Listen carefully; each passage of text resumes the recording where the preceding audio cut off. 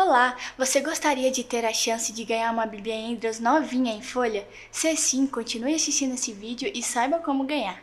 A Bíblia Andrews foi desenvolvida para apresentar a palavra de Deus de maneira prática, sistemática e profunda. Nela você vai encontrar mais de 12.000 notas de estudos produzidos por teólogos, mapas originais, introduções aos livros contendo informações como autor, data, local de escrita, temas principais, um guia sinótico dos evangelhos e muitas outras coisas. Para participar do sorteio, você precisará seguir algumas regras que estão na descrição desse vídeo. A primeira, você precisa seguir o nosso Instagram e o nosso canal do YouTube Adventistas Lago Sul, marcar 3 pessoas nesse vídeo e as 3 pessoas precisam estar seguindo o nosso Instagram. Para validarmos você no sorteio, é necessário cumprir todas essas regras, tá bom? O sorteado será anunciado no dia 20 de junho. Não perca essa oportunidade! Olá, seja muito bem-vindo ao nosso estudo da lição, o seu estudo em qualquer hora e lugar.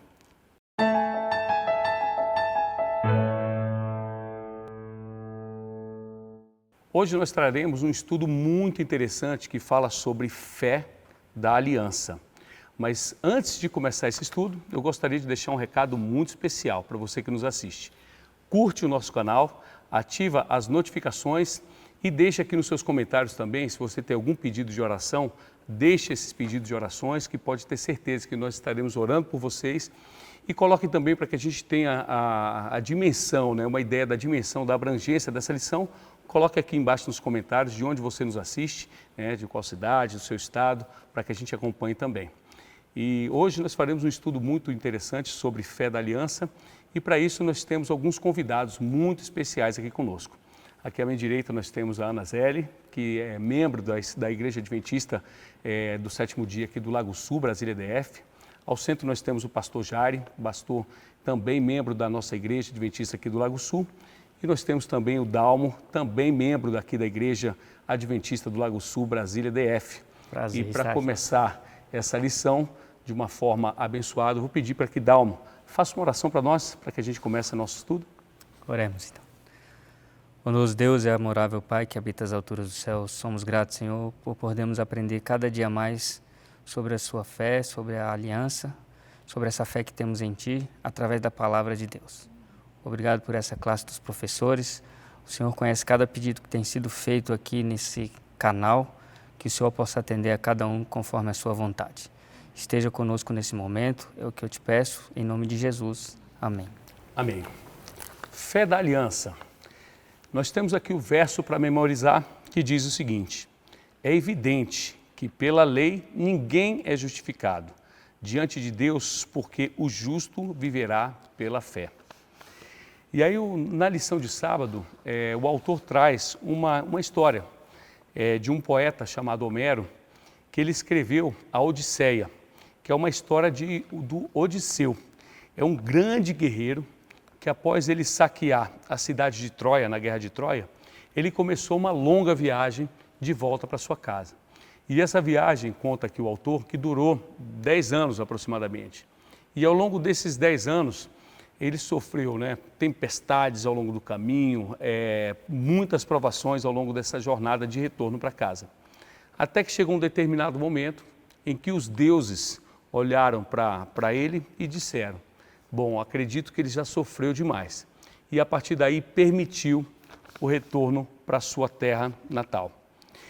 E aí, trazendo o contexto da nossa lição, de um certo modo, nós somos um pouco esse Odisseu, mas com uma grande diferença. Nunca podemos sofrer o suficiente a ponto de merecer o direito de voltar. A distância entre a terra e o céu ela é enorme, para que possamos fazer pelos nossos próprios esforços. E aí eu faço aqui já alguns questionamentos que vai ser levantados e serão respondidos ao longo da semana. Por que a salvação é um dom? E por que somente alguém igual a Deus poderia nos resgatar? O que tornou Abraão um excelente representante da fé? O que significa o fato de a justiça ser imputada ou creditada a nós? E como tornar nossas as promessas de esperanças encontradas na cruz? Eu começo aqui com o pastor Jari na lição de domingo, já fazendo uma seguinte pergunta, pastor. O modo de salvação no Antigo Testamento, ele é diferente do modo de salvação do Novo Testamento? Não. O salmista Davi diz, Senhor, salva-me por tua graça. A única diferença é que o Velho Testamento usava um cheque predatado com o sangue do animalzinho apontando para Cristo. Quando Cristo veio, João Batista diz, eis o Cordeiro de Deus que veio tirar o pecado do mundo. Ao ele dizer, está paga a conta lá na cruz, está consumado, rasgou o véu de cima a baixo do santuário, dizendo, não há mais necessidade de morrer animais inocentes, há perdão e salvação para todos que desejarem. Portanto, o plano da salvação é único. Do Velho e Novo Testamento é sempre uma graça oferecida ao pecador que desejar. Amém. Respondido agora. E na segunda-feira, eu já passo agora a palavra para o Dalmo, mas antes de fazer o questionamento, eu gosto de trazer aqui esse texto que está na própria lição, que diz assim, sabendo que não foi mediante coisas perecíveis, como prata e ouro, que vocês foram resgatados da vida inútil e dos seus pais lhe legaram, mas pelo sangue precioso de Cristo, como um cordeiro sem defeito e sem mácula. Que texto, né? Que texto forte, né? Que fala sobre essa morte, esse sangue derramado da cruz. E aí, Dalmo, eu te faço já essa pergunta. O que Pedro quis dizer ao declarar que fomos resgatados? Como é que isso ocorreu? Ricardo, Pedro vem declarando aqui que ele é um ex-condenado. Existia algo para que ele pagasse, só que já foi pago, né? A quebra da lei era algo tão sério que exigia algo muito valioso para se cumprir com essa quebra. E a gente tinha uma única solução para a gente, era a morte. Porque a lei dizia, obedeça e fica vivo. Desobedeça e morra. Não tinha meio termo, né? Posso desobedecer e ficar vivo? Aí veio alguém que pagou essa pena, né? E veio através do sacrifício de Cristo na cruz. E Pedro deixa isso claro, que ele era condenado e Cristo pagou esse preço por ele. Boa. Pedro, então, ele fala de uma morte, né? Uma morte expiatória, né? Isso dá uma ideia de realmente um resgate ou um preço, que lembra uma antiga prática, né? De você resgatar algum escravo que estava numa condição de escravo na situação, você poderia pagar um preço para resgatar aquele escravo. Mas Pedro também foi muito além, e Cristo, na verdade, né? Cristo ele foi muito além, pois ele pagou com o seu próprio sangue esse resgate, né? E o fundamento da aliança é que sem a morte de Cristo, a aliança ela seria nula, né? E nós temos aqui na lição o texto, né, que fala, que cita Romanos 6, 23, 1 João 5, 11 a 13, e eu te pergunto, Dalmo, que mensagens, né, eles têm em comum? Que a vida eterna vinha do Filho. E quando a gente olha para o Calvário, a gente vê que foi um sacrifício muito grande. Só que o Calvário foi parte do sacrifício, porque o sacrifício de Cristo foi eterno. E existem consequências eternas em Cristo por conta do pecado do homem, né? Então, essa vida eterna vinha do Filho, de Cristo, e é concedida a todos. É concedida a Pedro, mas também é concedida ao Ricardo, ao Dalmo, é concedida a cada um de nós, né? Porque Cristo pagou por esse preço. E a gente precisa do quê? Crer. Essa é o que Romanos vem trazendo, crer, e é somente isso. É verdade. E pastor? Por que somente Cristo podia pagar essa conta? Porque para salvar criatura não pode salvar. Somente o Criador pode salvar a criatura. E quando Jesus intercede diante do Pai, hoje ele diz, Pai, por esse eu dei o meu sangue, do Criador para a criatura. E ao ele dizer, vinde a mim todos, é o privilégio que temos hoje de aceitar o convite, porque ele proveu salvação para quem quiser. Então, se todos quiserem, tem graça suficiente para todos. E aí foi um preço muito elevado. A palavra aqui também, né, o texto traz uma analogia interessante. De uma criança que foi com o pai numa exposição onde tinha quadros, né, valiosíssimos, e essa criança foi com uma tinta, né, e ela simplesmente atirou nesse quadro super valioso uma tinta, manchando aquela obra de arte. E aí, por mais que o pai quisesse pagar esse preço, ele não teria condições, porque realmente era uma obra muito valiosa. E isso nos traz um pouco dessa representação, né? Por mais que nós queremos fazer algo por essa salvação, é muito valioso e é muito maior do que nós podemos pagar. Então, realmente, como o pastor disse aqui sabiamente, criatura não se paga o preço de uma criatura. Haveria essa necessidade do Criador para poder trazer essa expiação, né? E como você vem falando, né, Ricardo, assim como foi manchada essa tela, né, na ideologia aqui da lição, trazendo essa lição, Cristo hoje tem marcas eternas. Eternas que não vão ser, vão estar sempre ali para lembrar da gente que o sacrifício foi mais do que a cruz. Foi bem mais do que o que a gente pensa naquele momento ali, né? É verdade. E já na terça-feira, né, nós trazemos aqui o tema sobre a fé do patriarca, né, Abraão. E aí, Ana Zélia, eu te faço aqui a pergunta, por que uma das declarações, né, nós temos aqui, né, Abraão creu no Senhor e isso foi-lhe atribuído para a justiça, está em Gênesis 15, 6. Por que essa declaração ela é tão profunda? Eu gosto muito da palavra acreditada, né? Porque Deus falou assim para ele, ó, em você não tem justiça, mas eu te dou a minha justiça e agora, a partir de agora, você será considerado justo. E isso foi imputado em Abraão, foi acreditado nele. Entendi.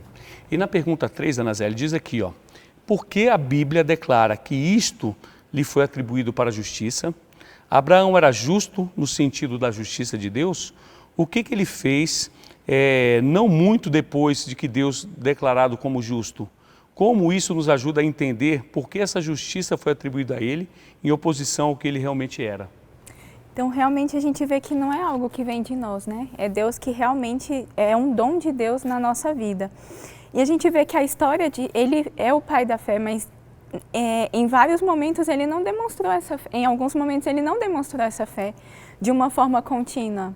Ele caiu, ele também errou, né? E Deus deu a promessa para ele e ele achou que estava demorando, né? E realmente demorou muito. E ele falou, Senhor, vamos criar algum atalho, né? Ele foi atrás do atalho, ele permitiu que algumas coisas acontecessem para que ele conseguisse o objetivo, mas sem esperar por Deus. E foi nesse momento que a fé dele vacilou. Mas mesmo assim, Deus, no ato de misericórdia dele, imputou justiça na vida dele. E isso se amplia a nós também. Quando eu vejo o exemplo de Abraão, eu vejo que isso é possível na minha vida também. Quando eu caio, quando eu falho, eu vejo que Deus pode me resgatar, porque isso não vem de mim, por mim mesma. Eu não vou ter essa justiça, mas Deus pode fazer isso através de mim. E aqui na lição, né, no texto de Romanos 4,16, vem falando, ele fez isso a Abraão e fará a todos que vierem a ele na fé que Abraão teve. Então eu preciso cultivar na minha vida a fé diária, para que eu também receba a justiça acreditada de Deus na minha vida. Na quarta-feira nós temos aqui também a fé do patriarca na parte 2. E aí, novamente, traz a passagem de Gênesis 15, 6, em que diz que ele creu em Deus e isso foi-lhe imputado para a justiça. Aí eu pergunto, pastor Jair, o que essa expressão imputado para a justiça implica dentro desse contexto? Veja só, ao Cristo providenciar a salvação, ao providenciar o perdão, Deus olha para mim através do meu substituto e me trata como se eu nunca tivesse errado. Então aqui está a beleza da verdadeira justiça de Cristo. Ele me dá o perdão e vira a página como me tratando de novo como uma nova criatura sem ter defeito algum no passado, porque ele olha pela lente de Cristo. E quando Paulo diz, é Cristo em vós a esperança da glória, eu tenho que entender que eu preciso da pessoa de Cristo para me dirigir nessa nova vida, sendo assim uma nova criatura, desfrutando a alegria da salvação a cada dia, dentro do padrão de justiça de Cristo, imputada, oferecida sem merecimento algum da minha parte. É maravilhoso, né? Pensar que apesar de todas as nossas falhas, nós podemos ser considerados justos perante os olhos de Deus, né? E aí no final aqui da lição, tem uma pergunta que eu vou devolver aqui para o pastor, que diz: o que você poderia responder a alguém que busca ser cristão, mas que diz, eu não me sinto justo? Eu posso dizer a ele o que disse Lutero: se olhar para mim não tem como me salvar. Agora, se olhar para Cristo não tem como eu me perder. Se olhar para Cristo, Ele é o meu substituto. E ao Ele interceder, Ele diz: Pai, por Ele eu dei a minha vida, eu paguei a conta. A exigência da lei foi suprida, cumprida 100% por Cristo Jesus. Por isso que a cruz é a base de tudo. Não teria cristão sem cruz. Não teríamos esperança sem a base da cruz. Na cruz Ele pagou o resgate, providenciou salvação para quem quiser.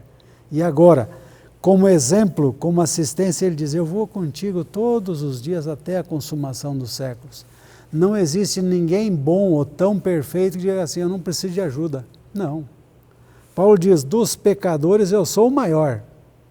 Mas logo na frente ele deu um rasgo de coragem: sejam meus imitadores como eu sou de Cristo. Então vejam, eu devo ter segurança em Cristo para poder dizer: eu tenho certeza que a minha coroa está guardada e eu vou continuar desfrutando dessa esperança com alegria da salvação. Maravilha. Na quinta-feira, a lição começa com uma história muito interessante de um famoso cardeal chamado Bellarmino. E ele foi um grande apologista, né, católico, e durante a sua vida ele havia lutado, né, contra a mensagem da justificação unicamente pela justiça imputada. Mas o que o texto mostra aqui, que no final da vida dele, quando ele estava ali no leito, já prestes a morrer, vieram os fiéis e trouxeram ali, né, um santo, trouxeram um crucifixo, trouxeram alguns objetos para que desse alguma esperança a mais para ele. E ele diz uma frase que ficou muito marcante, disse assim: levem essas coisas embora. Eu acho que é mais seguro confiar nos méritos de Cristo. Como é que você vê isso, Dalmo? Que exemplo interessante, né, Ricardo? Aonde ele poderia se apegar. O pastor comentou aqui sobre a cruz. Não tinha como a gente substituir Cristo com Barrabás. Precisava ser Cristo. Porque Barrabás ele não ia pagar o preço. A gente precisava crucificar Cristo. É lógico que Cristo se entregou, né? E o santuário prova que Cristo havia de se entregar por cada um de nós. Então, essa promessa de confiar nele, em que o Bellarmino aqui confiou, o cardeal confiou, é a única esperança que tem. Quando alguém faz uma promessa com você e não cumpre, como você se sente? Então, nós que sentimos frustração, será que Deus também não sente frustração quando tem uma promessa? Agora, eu posso fazer uma promessa para você, Ricardo, e quebrar, mas a gente já viu, por tudo que aconteceu na história desse mundo, que todas as promessas em que Cristo se propôs a cumprir, Ele cumpriu. Todas. Então, será que eu não posso descansar nessa promessa que ele vem trazendo? Será que a gente pode ter essa promessa de Cristo e a gente já é pós-ressurreição de Cristo? Porque quem viveu antes ainda tinha uma dúvida. Agora eu e você não temos desculpa. Eu e você, a gente já sabe que o sacrifício foi pago e muito bem pago. Aquele cordeirinho dos tempos antigos não dá para comparar com o Cristo do meu tempo, né? Com o sacrifício do meu tempo. Então, como ele fez tudo isso e tem a promessa, a gente pode descansar nessa promessa, né? E o responsável pela lição quer que a gente tenha esse descanso, né? Verdade. E eu faço aqui a pergunta da lição, né?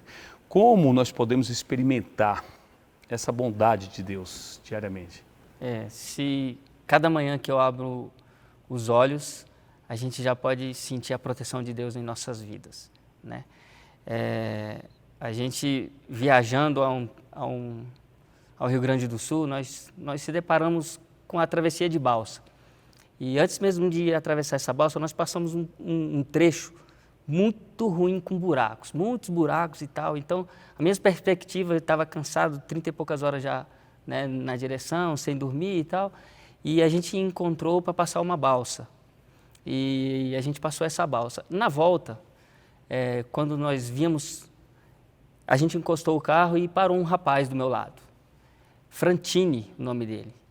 E eu não tinha palavras, né, para expressar, mas o Frantini começou a contar a história dele. E a história dele era de que no ano de 2019, em novembro, naquela balsa, o filho dele havia caído no rio e não havia sobrevivido. E essa hora a gente não tinha palavras, né, para dizer a ele, ao Frantini. O nome dele é Andrei, tinha 20 e poucos anos, tinha uma vida pela frente, né? Mas a gente tem a promessa. Eu e você temos essa promessa. Então, a cada manhã, a gente pode experimentar a bondade de Deus no cuidado, né, que Ele tem conosco. É verdade. E nós estamos vivendo, né, um contexto atual que é de muita angústia, né? Crises por todos os lados, e isso muitas pessoas estão percebendo que o fardo anda pesado, né? Mas aí Cristo, em Mateus 11, no verso 30, ele diz: porque o meu jugo é suave e o meu fardo é leve. O que Cristo fez por nós para tornar esse jugo leve? Ricardo, seria muito fácil morrer por alguém justo, né? A gente entregar a nossa vida por alguém justo. Mas Deus entregou para mim um camarada que não tinha solução, para Pedro que não tinha solução, né? Então, assim, ele pagou o erro. O que a gente deve fazer agora com isso? A gente deve honrar. A gente deve honrar a nossa vida no nosso dia a dia. A gente deve carregar as marcas de um cristão. E a gente sabe quais são as marcas de um cristão, né? Ele pegou a parte mais difícil e pagou. Agora a gente tem a parte fácil, que é compartilhar. E para que melhor do que compartilhar o amor de Cristo, né? Quando você compartilha o amor de Cristo, você vê em outras pessoas a esperança, nasce de novo aquele brilho.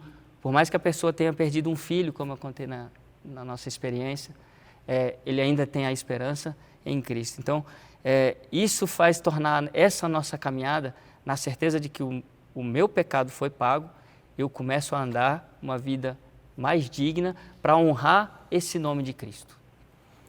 Maravilha. E na palavra de Deus também diz em Romanos 5:1 que nós somos justificados, pois, mediante a fé, e temos paz com Deus por meio do nosso Senhor Jesus Cristo.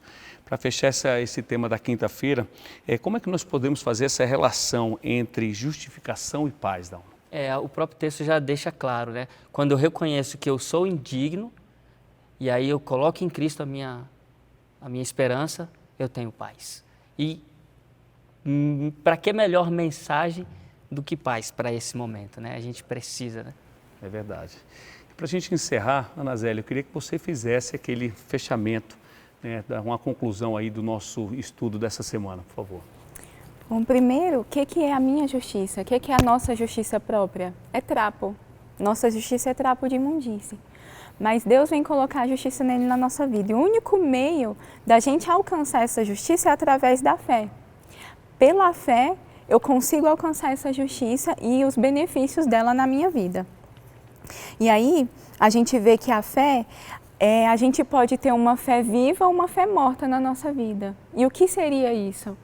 A fé, ela é viva quando ela começa a produzir os frutos. Então, a fé sem as obras, ela é morta. Então, o testemunho, o que eu vou levar para as outras pessoas, é o que ela vai ver através da fé que eu tenho em Deus na minha vida. E isso aí vai ser repercutido para o mundo, que é a nossa missão, levar o Evangelho para o mundo. Que maravilha, que lição maravilhosa, né? Espero que vocês tenham se deleitado com esse conteúdo rico e que vocês realmente coloquem em prática, que todos nós, né, coloquemos em prática esse conteúdo maravilhoso. Para fazer o encerramento aqui desse estudo, eu vou convidar o pastor Jair para que faça a oração final. Curvemos as nossas frontes e vamos falar com o nosso Deus. Pai, obrigado pelo privilégio que temos de conhecer um pouco da Tua Palavra de relembrar aquilo que já foi feito por cada um de nós, a fim de nos garantir um final feliz. Obrigado pelo Calvário.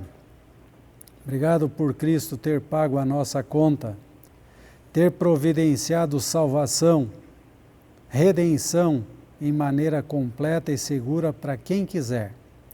Obrigado porque esse Evangelho chegou até nós e aceitamos esse convite. E agora, caminhando em direção a Canaã Celestial, pedimos a Tua bênção, a Tua ajuda, que o Espírito Santo continue sendo o Senhor de nossa vida, que a cada dia sejamos convencidos do pecado, da justiça, do juízo, e que ao Teu lado desfrutemos segurança, paz, alegria da salvação. Cuide de cada um de nós, cuide aqui da nossa igreja, também a todos aqueles que estão nos assistindo através das redes sociais, que a bênção do céu alcance a todos e que juntos, mais do que nunca, desejemos ver-te vindo para nos tirar desse mundo de sofrimento e de ilusões. Oramos em favor daqueles que estão enlutados, conforta-os, anima-os um pouquinho mais, e Tu vais dar vida àqueles que descansaram no Senhor. Aqueles que estão enfermos, de maneira especial aqueles que estão hospitalizados, que a Tua bênção alcance a cada um deles e como médico dos médicos que eles tenham a saúde restaurada para a honra e glória do Teu nome. Abençoa também aqueles que perderam o seu emprego, que estão em busca de um trabalho para ter o pão de cada dia sobre a mesa, para continuar Te servindo com alegria. Abra, Senhor, portas para esses também, e que juntos continuemos a nossa caminhada de fé, tendo a segurança e a certeza que Tu vais continuar conosco, providenciando para todas as circunstâncias difíceis em que passarmos a ajuda necessária, a fim de sermos vencedores. Aceite, Pai, portanto, a nossa oração. Continue nos protegendo e nos ajudando a cada dia, em nome de Jesus. Amém. Amém. Amém. Muito obrigado pela sua audiência.